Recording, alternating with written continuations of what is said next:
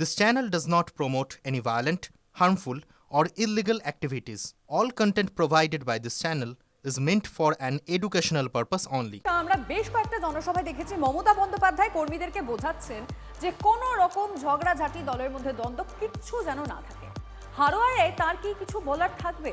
মমতার সভার আগে তৃণমূলের চরম কুস্তি। মেদিনীপুরে আবার দলের কাউন্সিলরকেই ব্রাত্য করে রাখলেন তৃণমূল প্রার্থী।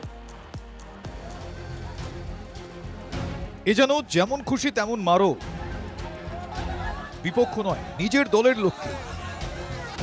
তৃণমূল কর্মীদের মধ্যে চেয়ার ছোড়াছুড়ি,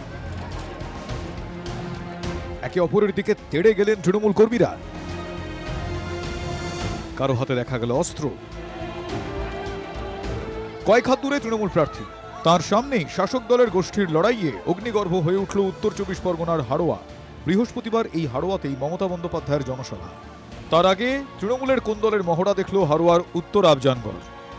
4 তারিখের পরে এই তৃণমূল কংগ্রেসের ঝান্ডাও খুঁজে পাবেন না, পার্টি অফিসও খুঁজে পাবেন না। দুর্নীতিগ্রস্ত যারা নেতা আছেন তারা জেলে যাবে। এদের মেন হচ্ছে খাওয়া খাওয়ি নিয়ে ব্যাপার। যে একটা রাস্তা হবে, রাস্তায় 5 লাখ পাওয়া যাবে, এখান থেকে 2.5 লাখ ভাগের ব্যাপার আছে। রাস্তা করেনি, ওই ভাগটা হয়তো পায়নি, সেই কারণের জন্য এরা এইসবগুলো করছে। 2011 থেকেই তৃণমূলের ভোট বেড়েছে হাড়োয়ায়। 2 বছর উপনির্বাচনে জেতা প্রয়াত হাজি নুরুলের ছেলে রবিউল ইসলামকে সরিয়ে তৃণমূল প্রার্থী করেছে আব্দুল মতিনকে। প্রার্থী নিয়ে সেভাবে ক্ষোভ না থাকলেও সামান্য রাস্তা নিয়ে গন্ডগোলেই একেবারে কুরুক্ষেত্র।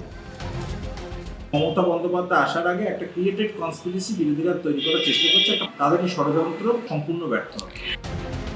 উত্তর 24 পরগনার হাড়োয়ায় যেন শাসকের হারাকিরি। মেদিনীপুর বিধানসভায় তো তৃণমূলের ছায়া মারাচ্ছে না।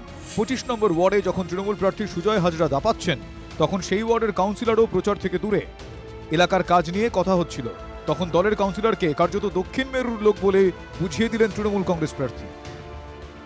কাউন্সিলরকে বলবো না, কাউন্সিলরকে বলতে গেলে কাউন্সিলর অলরেডি আমাকেই বিজেপি লোক সাজিয়ে দিয়েছে যে আমি বিজেপি। ফলে বুঝতে পেরেছেন যে আপনি বলতে গেলে আপনাকে বিজেপি বলে দেবে, যে বলতে হবে তাকে বিজেপি। তৃণমূল বিধায়ককে কিনা বিজেপির লোক সাজিয়ে দেওয়া হবে, তার উদ্দেশ্যে এমনই মন্তব্য শুনে দলের প্রার্থীকেই তুলোধনা করলেন তৃণমূল কাউন্সিলর। বলেছেন সত্যপরিয়াকে কেন আনেন, কেন কাউন্সিলরকে না বেরিয়ে আপনি এলাকায় এসছেন? উনি কৈফিয়ত দিতে পারেন, 5টা ঘর ঘুরে পালিয়ে গেছে। সুজয়কে তো আমি বলিনি করে বিজেপি করছে বল, সেটা উনি ভ্রান্ত ধারণা ওনাদের। বিদায়ী বিধায়ক সুজয় হাজরার সঙ্গে মেদিনীপুর পুরসভার তৃণমূল কাউন্সিলরদের বিরোধ বারবার সামনে এসেছে। ভোটের মুখে নতুন করে কাদা ছোড়াছুড়িতে কি বিপদ বাড়ল তৃণমূলের?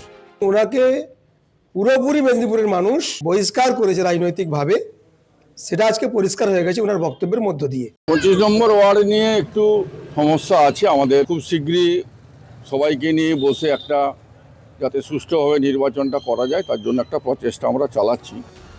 মেদিনীপুরে যা হলো তা যে ফুলের ঘায়ে মূর্ছা যাওয়ার দশা। হাড়োয়ায় ঘরের মার খেয়ে আড়ালে চোখের জল ফেলছে তৃণমূল।